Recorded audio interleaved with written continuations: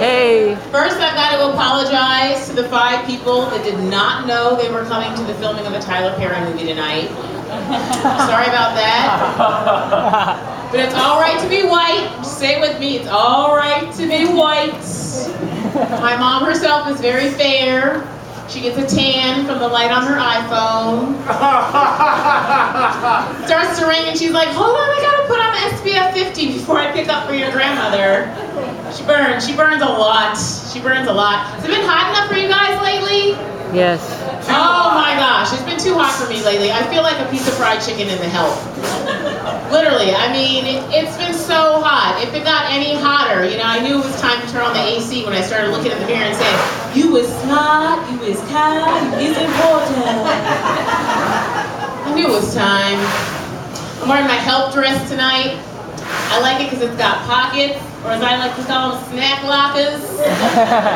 So that calamari doesn't cover it. I got almonds, 100 calories. It's all good.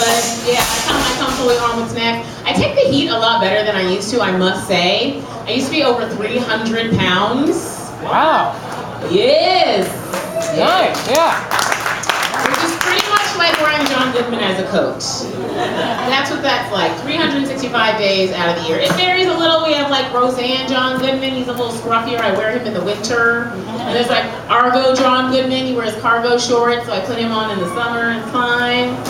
So yeah, it was rough. I wrote some books about it. You may have read them. 50 Shades of Grazing. Did you guys read that? The sequel, Eat, Pray, Eat Some More. I started to make a documentary, a movie about it, but I heard someone took my title, The Hunger Games. So I lost the weight on the LA diet, therapy and Starbucks. So I just talk about my feelings for an hour and then I just pour lattes over them. That's it. I just pour lattes over them. And that seems to work.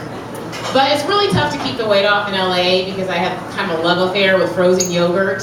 And all the frozen yogurt places in LA, the cups only come in 2 sizes, shame and humiliation. It's just big and bigger. There's no kitty size. It's just this bucket and it's like a whole pizza should not be a topping. I don't know why they're this size. It's rough. It's so rough. I have all these like awkward former fat girl moments.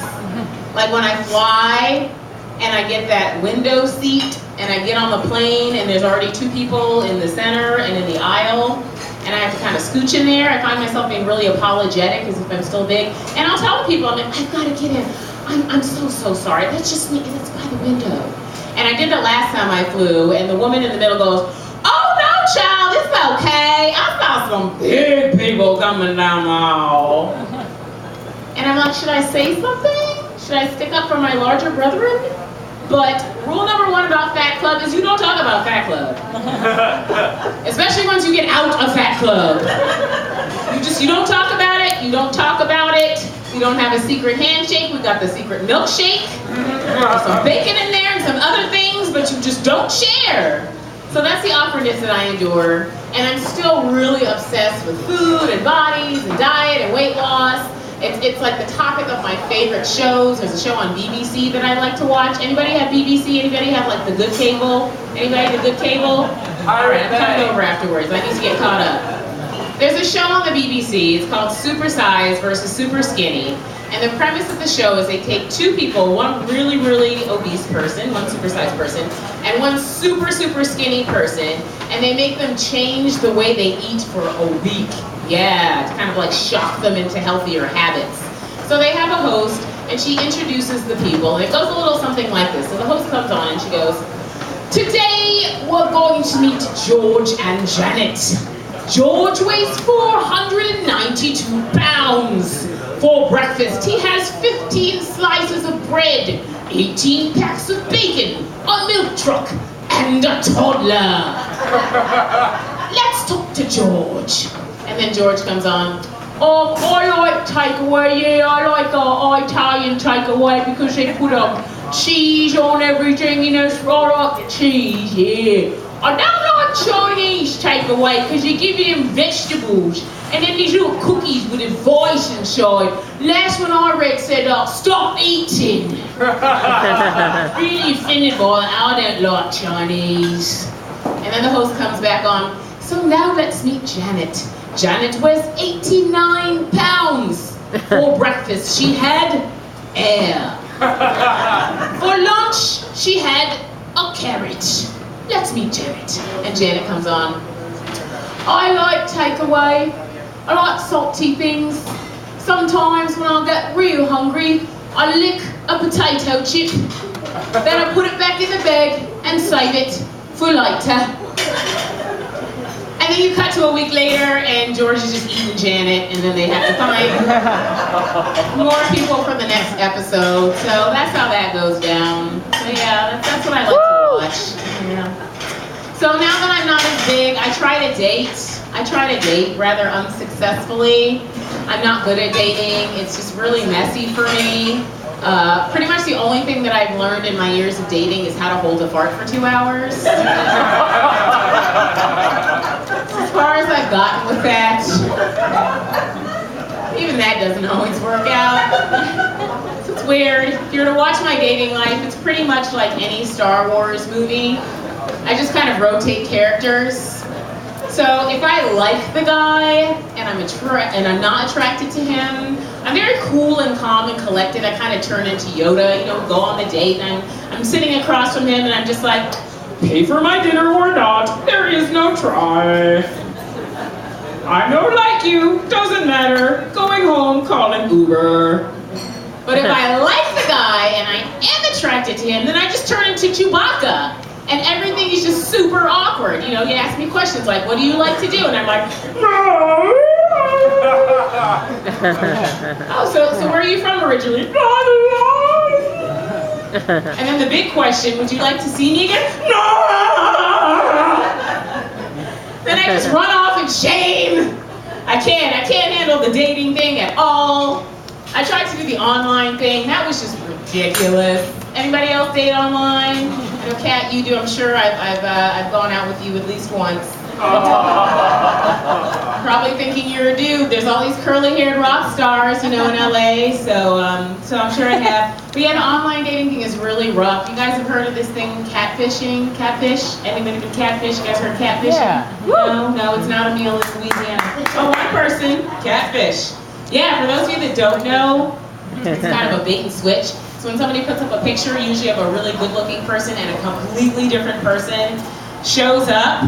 So fortunately, I haven't been catfished, but I have been tilapia'd. And that's when the person shows up, and it is the person, but they're 20 years older than their picture. And I should have known. I saw this picture of this guy, and it was just one picture, and he had a ducktail, and he kind of looked like Eddie Murphy in Coming to America. And I'm not that street smart. I'm like one step above Amish. So I'm like, oh, the DuckTales are coming back. Maybe it's cool. But no, he showed up. It was not the same person. So that was really rough. I did meet a couple of people that did match their description. The first guy that I met online, he shows up to our date wearing black sweatpants with the word stinky on the butt. Yeah, he thought he was being funny. True story. I literally could not make this up. He had stinky on the butt, like ninja wristbands on. And we met at Starbucks, and I'm like, do you think we should get some drinks, because we're at Starbucks? And he said, I don't pay for food or drinks out, but if you come back to my apartment, I'll make you a salad for free. Oh. Yeah. So then on our next date, we went bowling. Yes, there was a second. I didn't know I was new to online dating. I didn't know. They say give people a chance. Yeah. So on our second date, we went bowling, and then we listened to a mixtape in his car. And everything's going sort of okay, and then he says, would you like to try my nuts? And I'm like, it's happening. This is what happens on Prime Time to Catch a Predator. Everything's going fine, and then they just open their pants, and things come out, and then I have to call my mother, and she says, this is why I didn't want to buy you a computer. Like, this is what happens. So he says, would you like to try my nuts? And I just froze. And then he reaches behind me and pulls out a tub of Kirkland's signature fancy mixed nuts. And he wasn't even trying to be funny. He just wanted to know if I wanted cashews. So y'all are invited to the wedding. It's next week. It's going to be at Olive Garden. Unlimited breadsticks. This is this is within our budget. So that's how that went. It was just really, really shameful. So now I've kind of like resorted to trying to trick my male friends into dating me. Because I'm just running out of options. So I've been going on these non-date dates. Yeah, the beauty of the non-date date, when the guy does not know that this is a date. It's just extra layer of awkward. So I did one of those last week. I went out with a really cute musician friend of mine, and I pick him up to go to a movie, and he's dressed really nice, and I'm dressed really nice. And I had the Coast on the radio, which is like the hip station for moms who want to know who Katy Perry is in the daytime, but at night it's Love Songs of the Coast. So he gets in, and I have on Love Songs of the Coast. Gotta have the extra syllable. And what is playing? The John Legend's All of Me, the #1 wedding song in the country right now. So we go on a non-date date, and everything's going well, and then I farted. So took it from the non-date date to just not a date. So that was not good.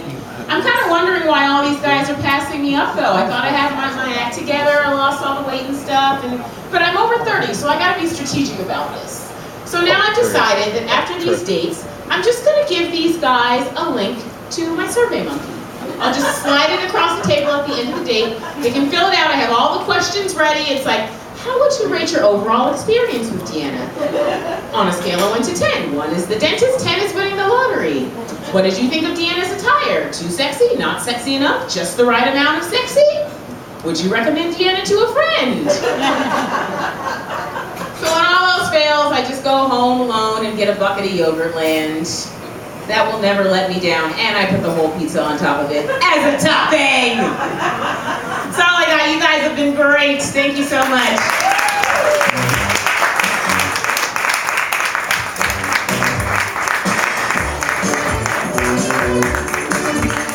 Keep it going.